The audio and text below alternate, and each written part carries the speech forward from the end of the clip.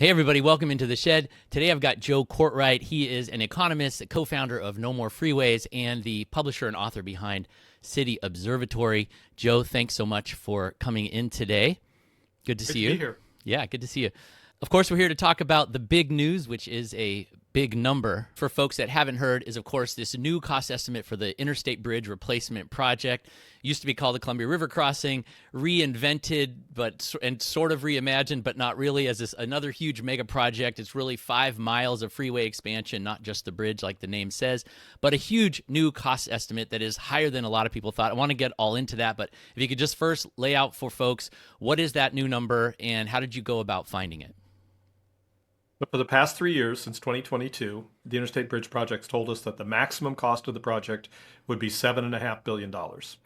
I filed a public records request and got a new cost estimate, which shows that now the maximum cost of a fixed span bridge and the whole project would be about $17.7 billion.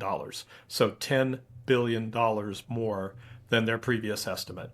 Wow. So that is obviously a shocking number. What does that mean for the project, though? I would back up and just say the project has been in a bit of peril recently. Regardless, before this cost estimate came out, it had its first no vote at the Oregon Transportation Commission in terms of a sort of just a more procedural funding step, I should say.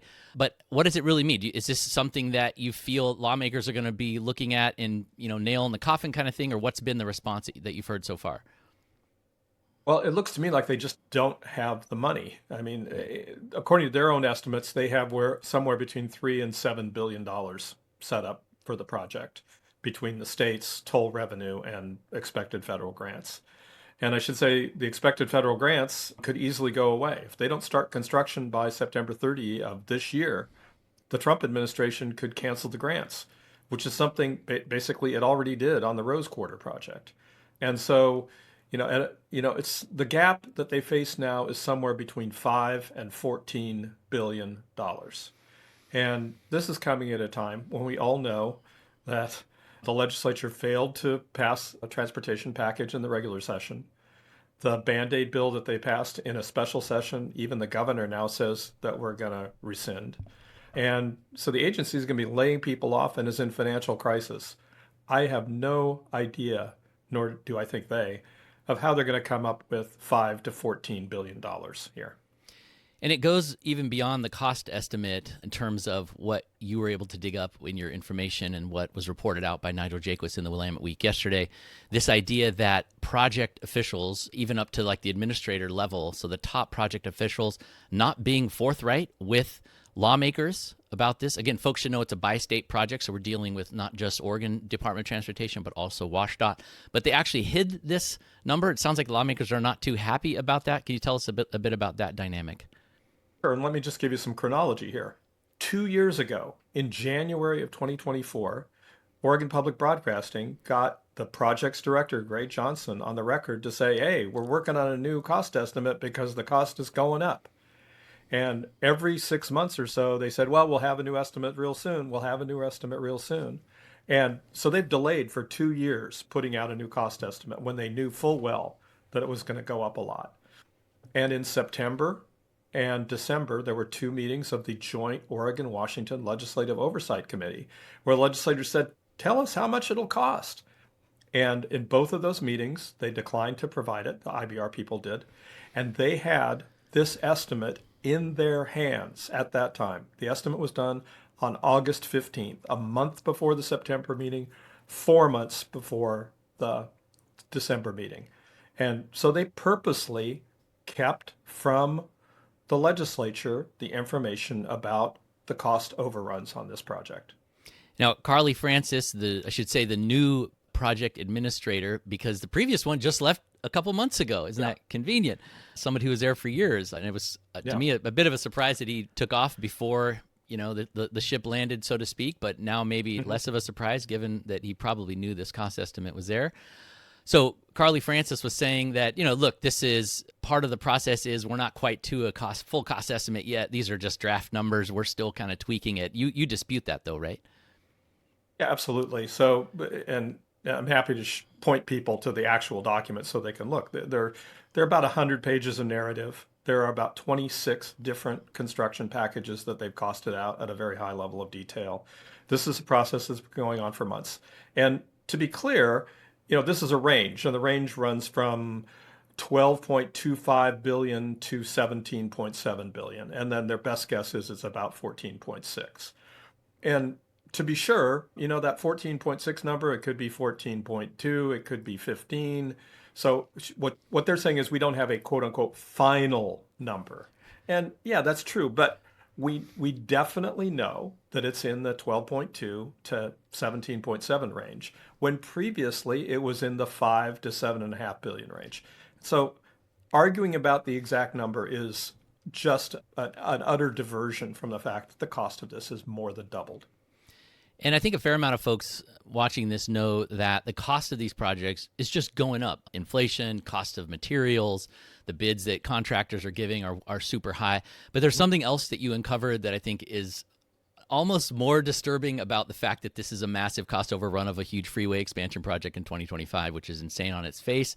But the idea that the consultants are growing, the cost of the project that is paying for these independent contractor consultant folks to do whatever, social media posts that get 9 likes, that kind of thing, and the planners and all that, the folks that they're hiring is going up at a much faster rate than the materials and the actual construction things a lot of people usually associate with these cost overruns. Tell us what you found about the consultants. Yeah, so the first thing to know with this project is about 90% of the work on this project is being done by consultants. It's not being done by ODOT employees and WashDOT employees. They play roles in it, but they've actually outsourced about 90% of the project to consultants. And the consultants have put together a plan for, put together these estimates. And the estimates show that what's called the non-construction costs, which is basically staff and consultants, are going to go up by more than 400% from their previous estimate. Whereas construction costs are going to go up about 70%. So basically speaking, their budget shows the consultant and staff costs are going to rise about 6 times faster than the actual construction costs. And that in itself adds $1 billion to their previous estimate. And you referenced some research about the mixed incentives or the misaligned incentives that consultants have for when they work on these projects. Obviously, if the project goes on longer, they get paid for longer. It's a better jobs program in terms of in terms of jobs that are employing these consultants. And there's another aspect of that where we're in a state where ODOT just yesterday, as a matter of fact, the governor was talking about how they've had this big exodus of staff from the agency because of all the uncertainty and all the budget problems they've had. Yeah. So, in sort of just if regular folks hear this, they're like, well, you need consultants to come and backfill some of that work that we're losing all these engineers, we're losing all these project folks on the agency side. So why, what's going on there? So is that not to be expected maybe that this level of consultants, or is this like an anomalous thing that you don't see in other projects, or tell me more about that? Well, I think there is a big challenge that they've delegated too much of the critical decision making on this project to others. I think it suffers from the fact that it's always been conceived as a freeway widening project. I mean, it gets branded as a bridge replacement, but we know that 60% of the cost of the project isn't the bridge. It's rebuilding 5 miles of freeway and 7 interchanges in Oregon and Washington.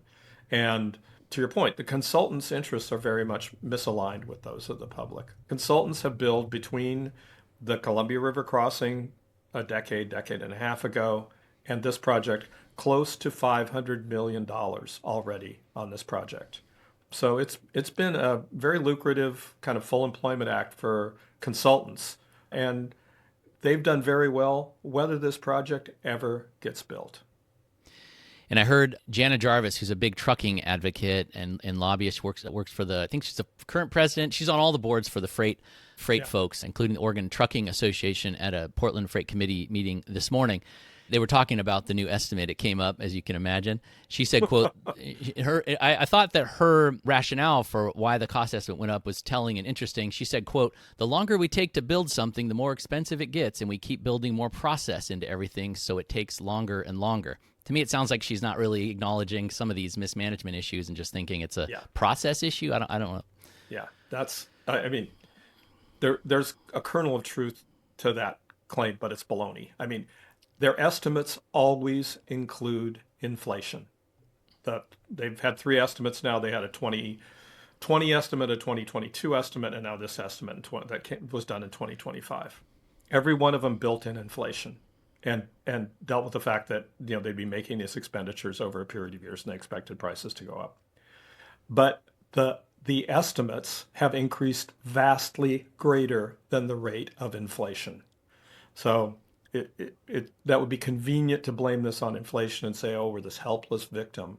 But in reality, the real cost of this project is going up several times faster than the inflation rate. And the other thing I would just note is, if you pay attention, the price of steel has gone down over the last 3 years, and the price of concrete has gone, from increasing at more than 10% a year to maybe 3% a year. So it's, there isn't a lot of truth to what they're saying. So we have the huge cost overrun, which is shocking in terms of some of the reactions I'm seeing from some other folks are really surprised, even sort of insider folks. We have the cost going way up. We have this thing with the consultants. We have the fact that, project officials hid this from lawmakers. One of the lawmakers called it a lie. I think you had a House rep from Washington, or the Willie Week reported, he used the word, it's insane that they didn't tell them when they should have. These are some pretty strong words. Lawmakers are clearly pissed about this. I feel like this is something maybe that, there should be a deeper inquiry into, not just the normal, this is just what happens with the project kind of response. But it strikes me that back in November, the Oregon legislature convened a brand new task force co-chaired by Senator Con Pham and House Rep Mark Amba. It's the Joint Transportation Oversight Committee. One of the first things on their very first meeting had to do with, quote, transportation project cost overruns. So do you think that there is something that might happen in the short session or something at that committee? What can you tell me about the tea leaves you see in terms of lawmakers digging into this in the short term? Yeah, I think there is a huge question here. I mean, the mantra that has been going on and was during the regular session is, oh, we're going to get better oversight and accountability, and that there's going to be transparency with ODOT. This shows for the biggest project that is going in this region that ODOT is not being transparent, that they have hidden the ball. And the real question is, who have they hidden the ball from? Does the Oregon Transportation Commission, which is responsible for this project, know what the costs are? Or is this landing in their lap? It's pretty clear that the legislature, or at least legislators that were quoted in the article, had no idea. It's not clear that anybody at the, in legislative staff or the Secretary of State's office, who, you would hope would be providing information to our non-technical and in many cases part-time leaders, would provide this information. So I think this oversight committee has some very, very important questions to ask about how we got in this situation where we knew the cost of the project was going up and nobody bothered to ask how much and how we would pay for it. Do you see this just as another example of like politicians just going along to get along? I mean, you've covered this stuff for years, so many cost overruns. You could probably list half dozen off the top of your head at least. Why does this continue to happen? And especially on this project, since they just had the Columbia River crossing, the previous iteration of the very similar, arguably exact same project, failed, really, fantastically, and they go ahead and make this kind of blunder again. Why does this keep happening? Is it structurally about how they approach these projects? Is it time to complete reset and rethink about how we approach this kind of project, or what? Yeah, well, I've testified a number of times to the Oregon Transportation Commission, and one of the points I made to him is it is a management axiom that you get the behavior you reward. And in effect, for the last 20 years, every time a cost overrun occurs, ODOT says, oh, well, that's too bad. Here's the money to pay for it. And there are no consequences for any of the people involved. So there isn't any surprise. The other thing to know about the Interstate Bridge Replacement Project is it is the same people making the same mistakes that were made more than a decade ago. All the principals in this project, Chris Strickler, the ODOT director, Carly Francis, the new project director, Ray Mabey, and another couple of top people there, They were all people working on the Columbia River Crossing project. It had, and as the outgoing director Greg Johnson said, it's basically the same project as the CRC, and yet they've spent again a $500 million on consultants and kicked the can down the road on being honest about how much it would cost.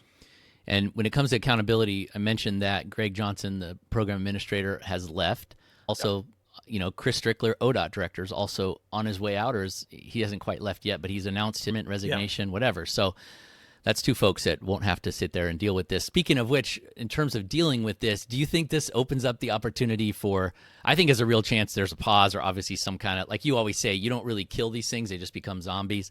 They're just, Yes. put on a shelf. Sadly. And we all get to, wasted all these public dollars on all these, high paid consultants and stuff.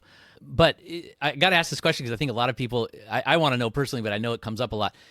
Do you see a world where they just focus on the bridge and getting people on and off a bridge that's going to survive an earthquake, that's going to actually serve people better than the one that there is now? Yeah. Yeah. I would hope we can declare this dead. This is a failure. It's not working. And it's because they've had this bloated process that's tried to deliver this massive supersized everything bagel for basically for highway engineers and a little bit for transit. And if we were just talking about a bridge replacement, a like for like replacement of the interstate bridge, be very different. I also think they've given the immersed tube tunnel very short shrift. I mean, the complexity of this bridge, they have to dig 250-foot deep shafts in the river in order to isolate it from seismic issues. The other thing I should mention is it's a virtual certainty at this point that if they were to build a bridge, it would have to be a lift span because it's very clear that the Coast Guard is not going to allow them to build a fixed span bridge. That requires an even more expensive structure. So if they were to look at an immersed tube tunnel and keep the existing bridges and do a seismic retrofit of the existing bridges, it would be great. And just two cost numbers there. One, British Columbia is rebuilding the tunnel under the Fraser River, which is actually longer and deeper than the Columbia crossing would be, for $3 billion US. So it's very doable. The other thing is the demolition cost for the existing bridges, according to the new cost estimate, is $500 billion. And why you would demolish them instead of rehabbing them and seismically retrofitting them, which is, by the way, again, what British Columbia is doing with nearly all of its older bridges. And they're in a more seismically vulnerable situation than we are. I mean, I think there are some very, very good options here that don't involve massive freeway rebuilds and take advantage of the structures that we have and could deal with the seismic problem in a much more focused and affordable way. But I think that's the direction we need to head in. But I don't think anybody should have any confidence that ODOT or WashDOT is at all inclined to give that a serious consideration. And of course, we do have the short session starting next month in the Oregon legislature. Obviously, the word is that it's only things that are going to be quick that everybody agrees on. We may see what happens with the transportation bill. That may not happen this time, but they've only got 35 days. I don't know. You probably don't see anything going on with the IBR during the short session, but can you say anything about what you think happens next? Well, again, all this happens against the backdrop of a real transportation funding crisis in Oregon. They're going to, ODOT is almost certainly going to be laying off employees. It's going to be cutting back services, basic services like, plowing the roads, fixing potholes, painting fog lines, and the like. At the same time, we saw this week TriMet announcing very big reductions in transit service. It boggles my mind that we would sacrifice the basic and obvious needs in order to pursue this grandiose and bloated project. And I'm hoping that we can put this behind us and rethink our transportation priorities. Is there anything else that you think people should know about this? Yeah, I guess the other thing I would just add is, I focused on this fixed span bridge, but it is very apparent, I think, from a lot of things that Coast Guard is not going to let them build a fixed span. That's what they said 3 years ago. And they're basically asking Coast Guard to change its mind. And Coast Guard is not for a variety of reasons, not inclined to do that. And they are scrambling to design a movable span bridge. They basically didn't do anything on it for the last 3 years. They assumed that they were going to get a fixed span. And then this summer, they suddenly started working really hard on the movable span. That's going to cost even more. So the maximum on that is not 17.7, it's $19 billion. So, and just one more thing about the movable span. Oh, that's one of the key reasons this project has gotten so delayed. And you said, Jana Jarvis said, oh, these delays tend to add to the cost. They are more than 2 years behind their own announced schedule for completing the environmental review of the process. They have waited 2 years to file a request with the Coast Guard to get them to reconsider their decision on the movable span. I think they thought that they could convince the Biden administration to tell the Coast Guard to let us build whatever we wanted. Clearly, they don't have that kind of pull with the Trump administration. And so these are unforced errors by the staff in their decision to want to build this fixed span highway project. And those are the real things that have delayed the project and put it in a situation where, today, obviously, it is just completely unaffordable. Wow. Well, I'm so glad that you're tracking it and following it close. Really, a real debt of gratitude from the community for digging through all that paperwork and information and getting us, to some transparency on what's going on. It didn't sound like the project staff was going to do that for us. So maybe all the conversations about the Coast Guard and other issues will be moot now that this new estimate is out there that just kind of blows everything up. Yeah, maybe so. Maybe so. We'll see. Well, we'll be sticking with it, Joe, and thanks again, and Okay. probably have you on again to explain the next turn in this thing. So thanks for coming on. Okay. Great talking to you, Jonathan. Thanks so much for covering this. BikePortland is a huge asset to our community. Thanks so much.